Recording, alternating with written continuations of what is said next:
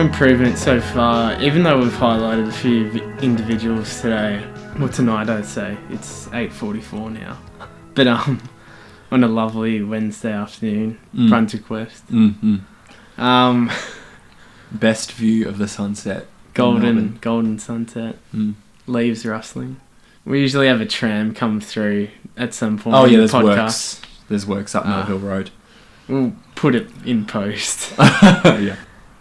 What I would say though is, with the Jack Billings, like our improvement to date over the last 2 years in particular has more been just some of its parts improvement rather than a Patrick Cripps or a Bontempelli or I think that's whoever bursting out of the blue. So I think that's why I like this team's development as opposed to the 04 onwards team. And I think I think that whole thing reached its head in the 09 and 10 grand finals, where you had the idea of a team of champions versus a champion team. Well, I think probably both years. Yeah, and what I was going to say was, I think that in itself kind of takes the pressure off Billings a bit, because there are guys probably just a tad older than him who have jumped into the leadership group, such as Nunes and Weller and these guys, and they've kind of been the ones at the forefront, and so people haven't been caught up on what's Jack Billings doing, how fit is he, why isn't he kicking more goals. And the other thing I always usually say to people who are getting low on Billings is, not that I'm like super fan number one of his, like obviously there are question marks, but his high points have still been really high. Like I think if you compare him to most draft picks at this stage in their career, not a whole heap of them could say that they've dare I say won a game off of their boot once or twice, or had 100% kicking efficiency game, having 20 plus disposals. So when he has played well, he's been like really top notch, and I think that holds that reassures me in my mind that when he gets the attitude right, the confidence and the fitness kind of kind of three-headed monster, then his natural ability hopefully will just shine through. But no, I agree, and I hope that's what I'm hoping for. The other thing that I think is a virtual lock for every recent redwhiteandblack.com.au podcast is a Hugh Goddard update. So we've recruited Nathan His hair's Brown. looking good. He's grown it out a bit, but we'll get to that. We've picked up Collingwood off scrap. Delicious offcuts. We've picked up Nathan Brown. Oh, for God's sake. We've picked up Nathan Brown.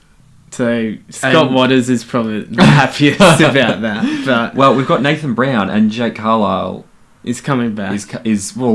Was he ever there? All I know, up until he came back in the last month or two or whatever it was, all that we really ever had before he was banned was like a shot of him with the ropes in the park. In the bushes. Yeah. But what does this all mean for Hugh? Is Nathan Brown just a stopgap? If he's fit, then he might be a lot more than a stopgap.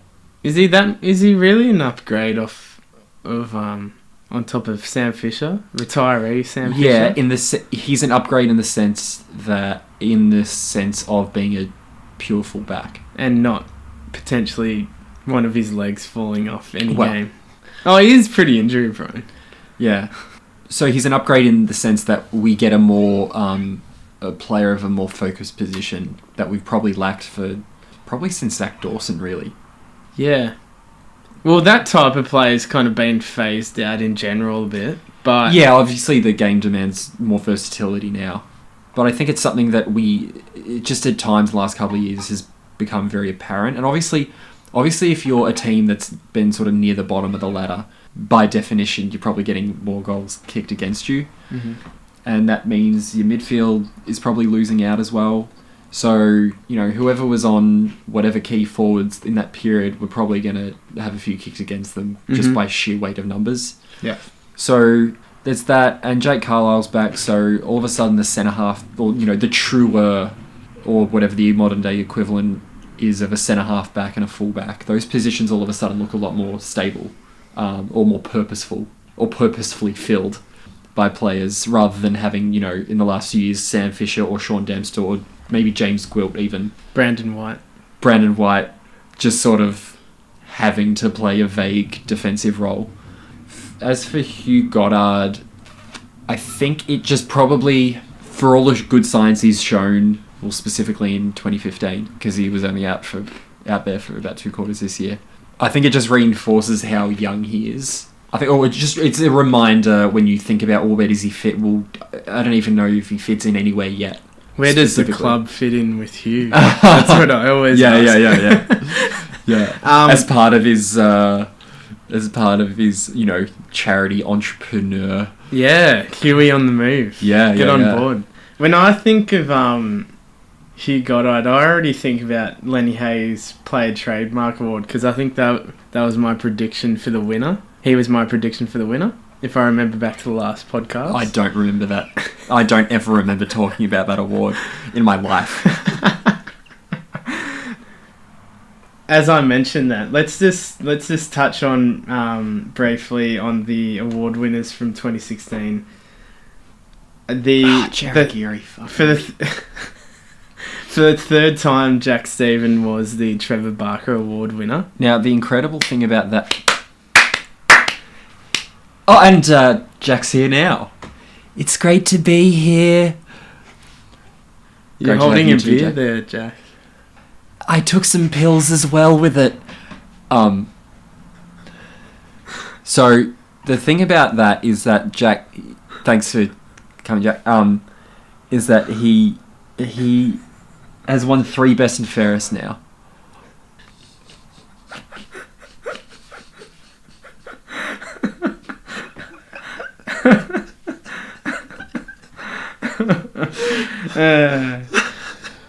Alright.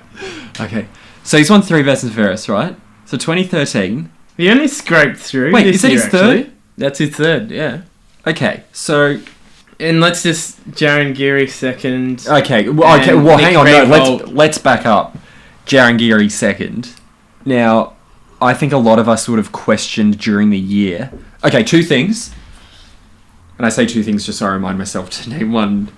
Probably my favourite Richie Lee moment outside of the Jay Gresham goal, in terms of sitting with you and the members every week.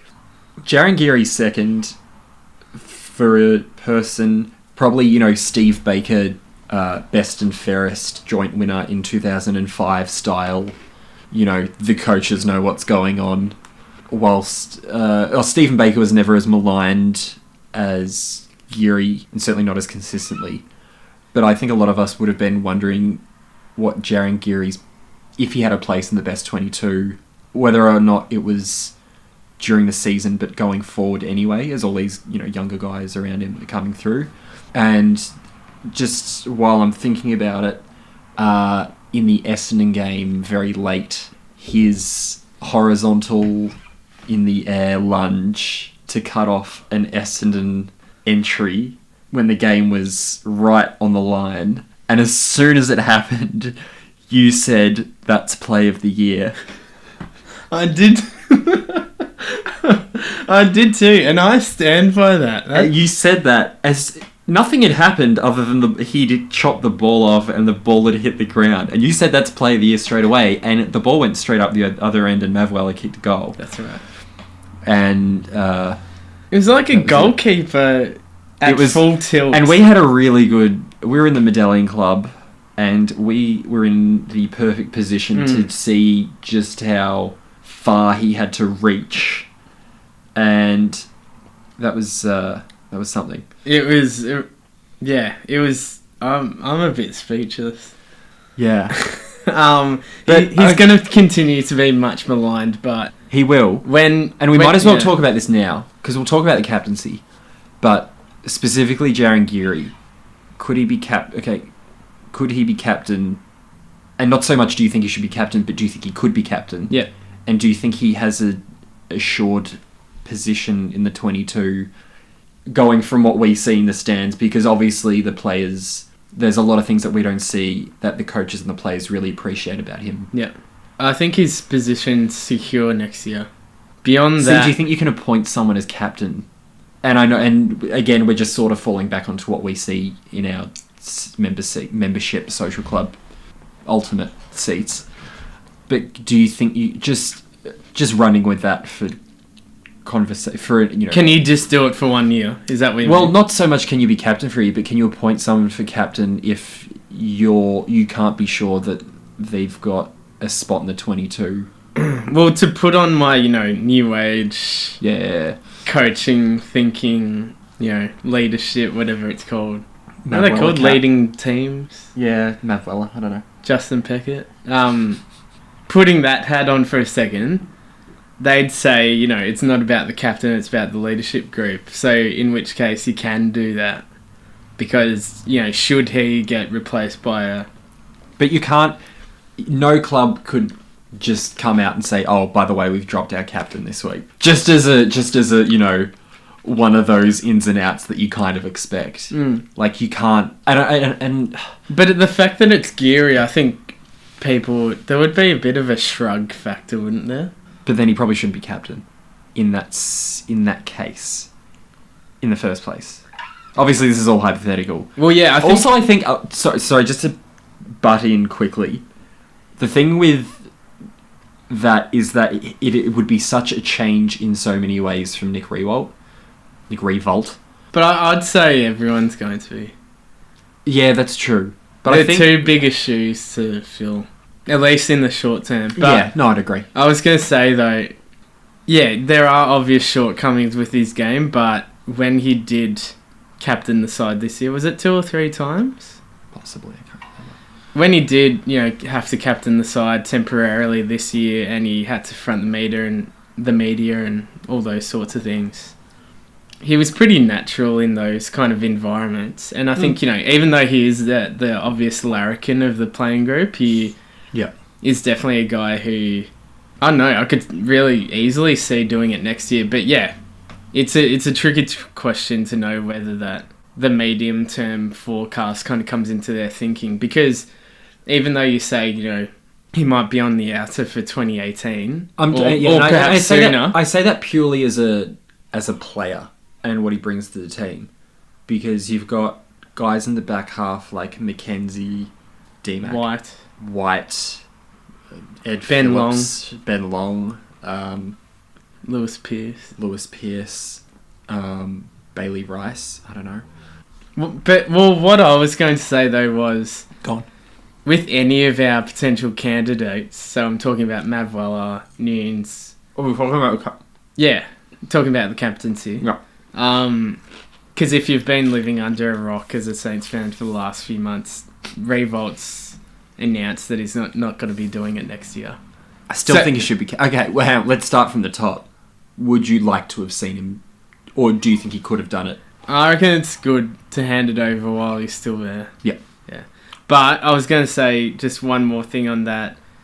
With all of those potential candidates, so Weller, Nunes, Geary, Armitage, with all of them, there are question marks. So it's just like... Yeah, that's a good point. You have to... Who are you going to, roll the dice with? You're going to... I don't know. It'd almost make more sense if Grant Thomas brought in the rotating captaincy now. Well, Richo's just gone to India. The far reaches of India. Maybe he comes back with a new mindset. Maybe there won't be a captain. Yeah. Everyone is the captain. He's the captain. Yeah, he tosses the coin.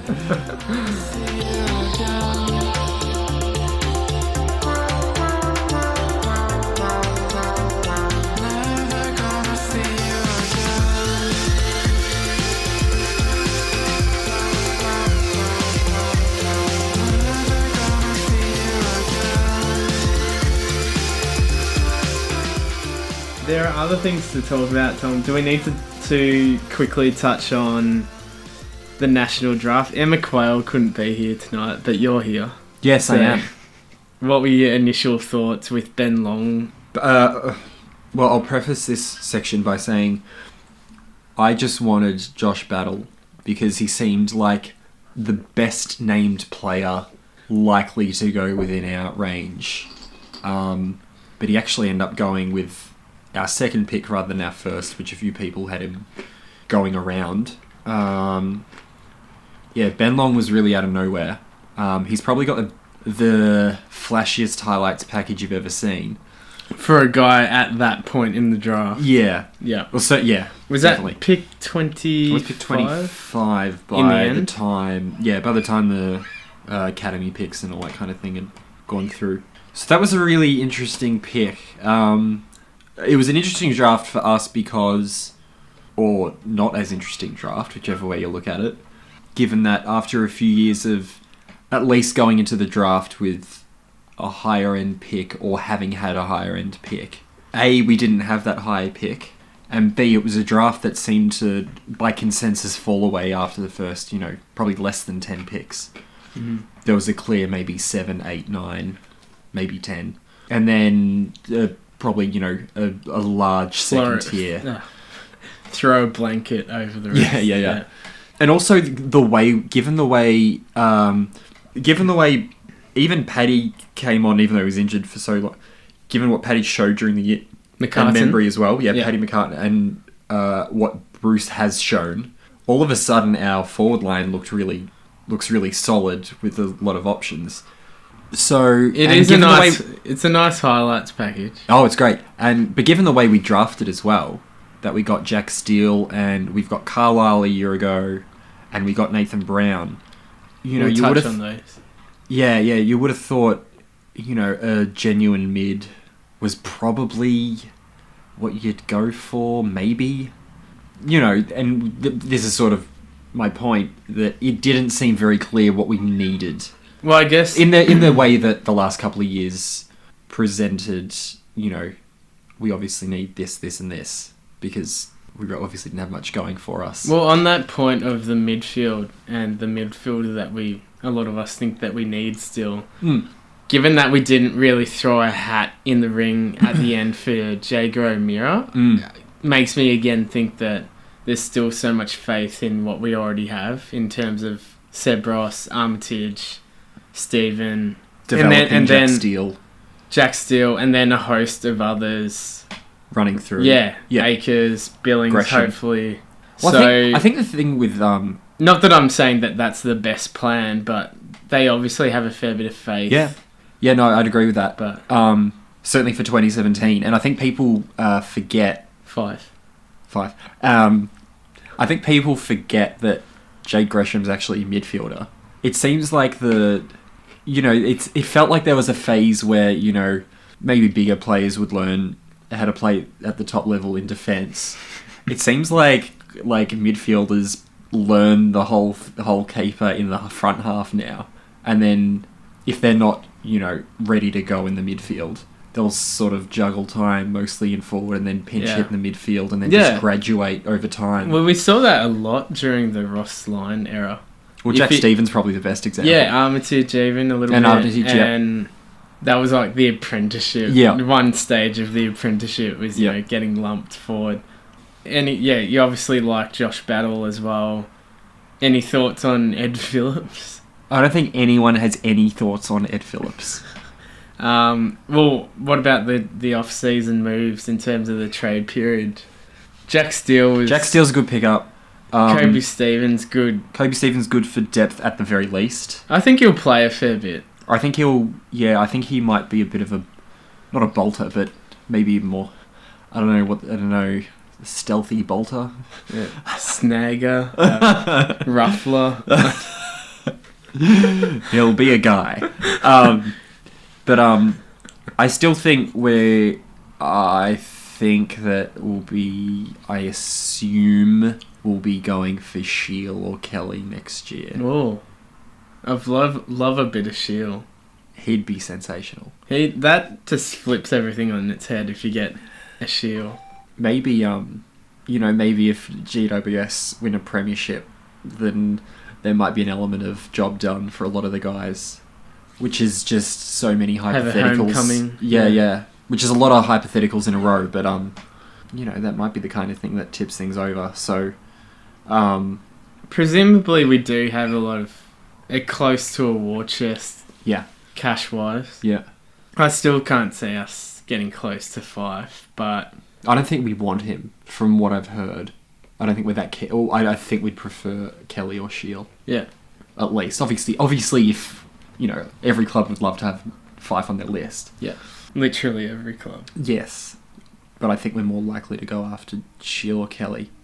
So that's what I took out of... And I think that's probably what anyone could take out of the trade period. Some good insurance picks. Yeah. And a pick that in Jack Steele where not quite he could be anything, but he could be anything. If you know what I mean. He could be a real surprise packet, yeah.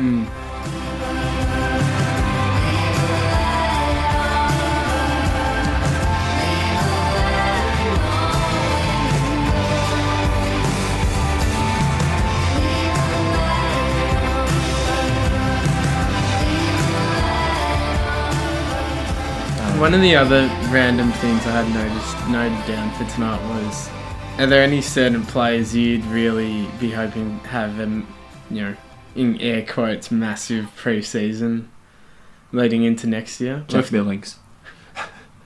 1, 2 and 3, Jack Billings. Yeah. Jack Billings. Paddy McCartan. I don't think it's about his pre-season though. It's just about him not getting hit in the head. Well, even if he didn't have those bouts of concussion and whatnot though, he's still such a key piece. Yeah. Because, again, touching on the O'Meara thing and, us being, relatively tentative in the free agency market, we're still mainly banking on improvement from within the current group more than anything. Which is, and that's exciting because I really rate Paddy. One of my favourite moments from the year, I was going to say it before, was his mark against Hawthorn. Oh, yeah. I jumped out of my seat a good metre. Yeah. I'd had a few one of drafts, Dwayne's I had as well. I was at the Great Northern. I was sitting there by myself. That's such an awesome pub. I love that. Wait, Great Northern. Is that the one over there? Carlton. What the fuck am I talking about? Well, what the fuck's that one then? Could be. There's a fair few that are both called. There's a few pubs that have the same name. Yeah. Anyway, that was one of my favourite snapshots. Probably one of Dwayne's personal favourite "Oh Babies." Yeah. That he screamed into the Foxfooty long headset. Line. Yeah. Babies. Yeah, but that was something he did several times this year. Yeah, that was the good thing about it. It wasn't like pure. Obviously, that was probably one of the more spectacular versions of it. But it wasn't something that he just sort of pulled out of his ass. Yeah, exactly. It just seemed to over the. It's a club in his bag. Yeah, exactly. Yeah, that we sort of saw over the short periods of time he was actually out there. Yeah, absolutely. But he's still such a key piece, and he still kind of flies under the radar in some way because he hasn't had a chance to really establish himself week in, week out. Yeah. And I just hope he gets that. I mean, and that's kind of like... I mean, there's no good aspect to him missing all the footy he missed, really. But, I mean, the one thing you can take away from it is that it's contact rather than he's got an inherently deficient hamstring. Or, whatever it might be. Etc. So... What was the thing you were saying? So, yeah, I'd probably say I'd love him to have a big pre-season. Oh, yeah. It goes without saying Freeman, obviously. Yeah. The forgotten man. Yeah. Sinclair is obviously switched on, which is good. Yeah. Winning the time trial the other week. Yeah, I want Blake Acres to kind of hit the ground running. Yeah. Because, Blake Acres could be he could be that big-bodied X factor. Yeah, he could be something a bit more important to us than I think fans might have expected him to be. And I think he's won over the trust of Richo as well. Because by the end of the year, he was getting a few mentions in the post-match. Yeah, that's true. And obviously with him being in and out of the side despite getting the Rising Star nomination, the coaches obviously had some genuine question marks about him not falling into line with, the plan. Yeah. So I think by the end of the year, he'd definitely turn the corner on that front, which is cool. Yeah, so he'd be another one that I'd kind of really be hoping to, be bursting out of the blocks come Feb.